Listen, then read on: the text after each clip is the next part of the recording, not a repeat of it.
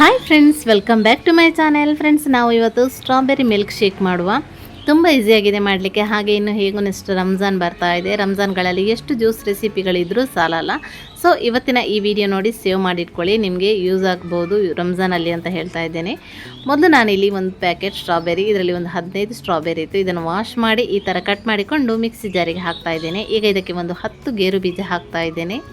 ಗೇರು ಬೀಜ ಹಾಕೋದ್ರಿಂದ ನಿಮ್ಮ ಜ್ಯೂಸ್ ತುಂಬ ಟೇಸ್ಟಿಯಾಗಿ ಬರುತ್ತೆ.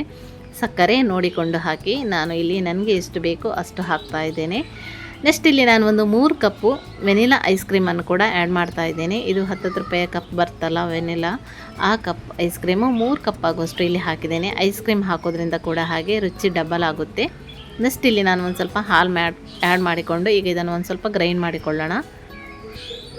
ಇನ್ನು ನೆಕ್ಸ್ಟ್ ಇದಕ್ಕೆ ಈಗ ನಮ್ಮ ಸ್ಟ್ರಾಬೆರಿ ಗ್ರೈಂಡ್ ಆಗಿದೆ ನೋಡಿ. ಇನ್ನು ನೆಕ್ಸ್ಟ್ ನಮಗೆ ಎಷ್ಟು ಹಾಲು ಬೇಕು ಅಷ್ಟು ನಾವು ಆ್ಯಡ್ ಮಾಡ್ತಾ ಹೋದರೆ ಆಯಿತು. ನಮ್ಮ ಸ್ಟ್ರಾಬೆರಿ ಮಿಲ್ಕ್ ಶೇಕ್ ನೋಡಿದ್ರಲ್ಲ, ತುಂಬ ಈಸಿಯಾಗಿದೆ ರೆಡಿ ಮಾಡ್ಕೊಳ್ಳಿಕ್ಕೆ. ಇದರ ಟೇಸ್ಟಿ ಅಂತೂ ಹೇಳೋದೇ ಬೇಡ. ಈಗ ನನ್ನ ಸ್ಟ್ರಾಬೆರಿ ಜ್ಯೂಸ್ ರೆಡಿಯಾಗಿದೆ. ನಾನಿಲ್ಲಿ ಗ್ಲಾಸಿಗೆ ಸರ್ವ್ ಮಾಡ್ತಾ ಇದ್ದೇನೆ.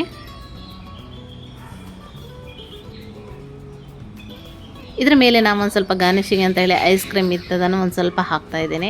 ಐಸ್ ಕ್ರೀಮ್ ಹಾಕಿ ಕುಡಿದ್ರೂ ಕೂಡ ತುಂಬ ಟೇಸ್ಟಿ ಆಗ್ತದೆ. ಇಲ್ಲಾಂದರೆ ಐಸ್ ಕ್ರೀಮ್ ಇಲ್ಲ ಅಂದರೂ ನೀವು ಹಾಗೆ ಕುಡಿಬೋದು. ಯಾಕಂದರೆ ಇದು ಒಂದು ಸ್ವಲ್ಪ ನಾನು ಗಾರ್ನಿಷಿಂಗ್ ಅಂತ ಹೇಳಿ ಹಾಕೋದು ಬಿಟ್ಟರೆ ನಿಮಗೆ ಹಾಗೆ ಡೈರೆಕ್ಟಾಗಿ ಕುಡಿಬೋದು. ತುಂಬ ಟೇಸ್ಟಿಯಾಗಿ ಬರುತ್ತೆ.